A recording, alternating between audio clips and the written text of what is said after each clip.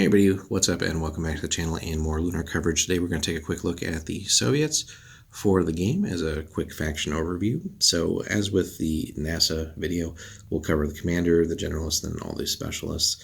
So the big thing with the Soviets is that they're all tougher than their American counterparts, and across all the different factions too, just having that baseline +5 to your toughness really at times can, if the dice are against you, it can be tough to put damage on these guys, which lets them kind of just walk around unscathed mostly and do what they need to do to win the missions. It's not impossible to hurt them, but sometimes it just feels like the dice are not cooperating, and if the opponent rolls lucky and rolls blanks on the hazard dice, you just end up with no damage. So the commander, unlike most of the other Soviets, is a little bit faster. So in general, the other thing with the Soviets, the price of that extra toughness is slower speed. The commander is still a speed 3, which is kind of the average. Also has that +2 to competency. But his ability is unique, as is the NASA one for the NASA commander. So one of the things that also makes all the factions unique as well, everybody's got slightly different rules than their other counterparts. So for the motherland, during a commander's activation, force any friendly unit within 4 to take an extra action, regardless of available actions to that unit at no oxygen cost. So basically, it's a free action of any kind, not just a movement, and that is super important if at various critical times in the game. Could be to, hey, you're prone, your activation's coming up, but I'm activating now. I'm going to tell you to stand, that way you're ready to go on your activation. Any number of things moves them closer to an objective, get them closer back to base, to drop off an objective, just all kinds of different uses. So always useful to keep that commander around. The generalist is, again, pretty general, so no special competency bonus there, but again, just in general, slower than their NASA counterparts, and most of the other factions are faster too. So, but another key thing to point out with the Soviets, everybody has the same amount of integrity or damage they can take, but the Soviets, they start at a mass of 5, whereas NASA starts at a mass of 4 per model, but they can actually go up to 10 as a result. So they're heavier to start with, but they go up to 9 and 10, whereas the NASA figures are 8 and 9.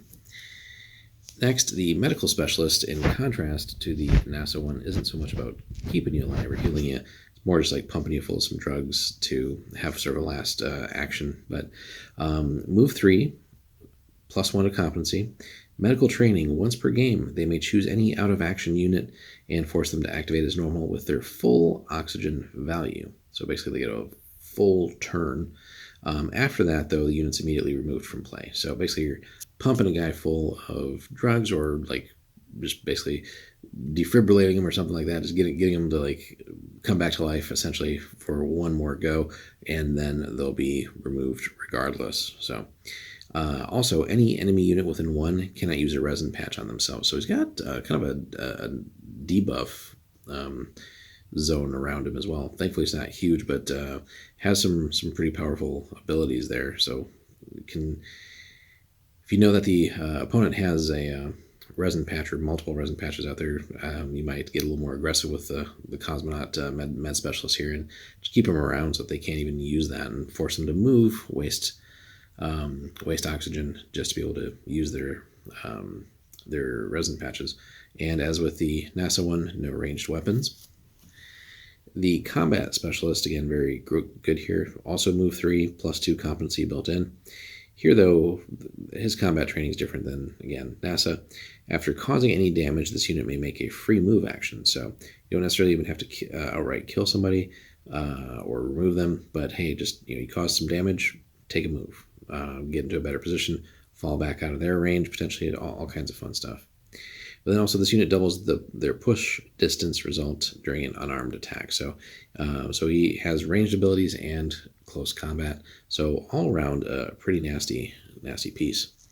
The mission specialist is essentially the same, except here again a little bit slower, but built-in +1 across all the actions or all the competency rolls, but great at mining and interact, where it'll be +3.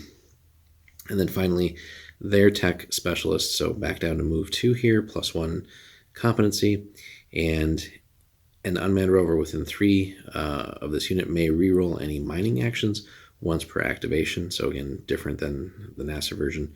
And so, yeah, if you're going to be running those, and if you're running the mining rover, it's going to be absolutely fantastic. Rerolls, basically a free action, get another chance to do it. So good stuff there. But then also, again, another great secondary ability here.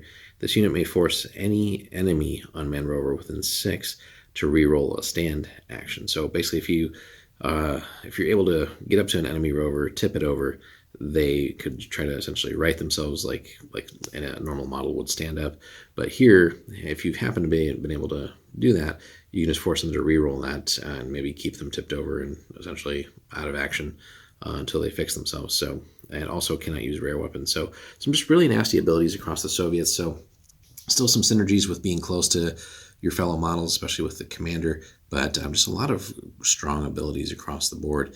A lot of debuffs here that you see with the medic and the tech specialist. Free actions, plenty there with the combat specialist if you can put that damage out consistently.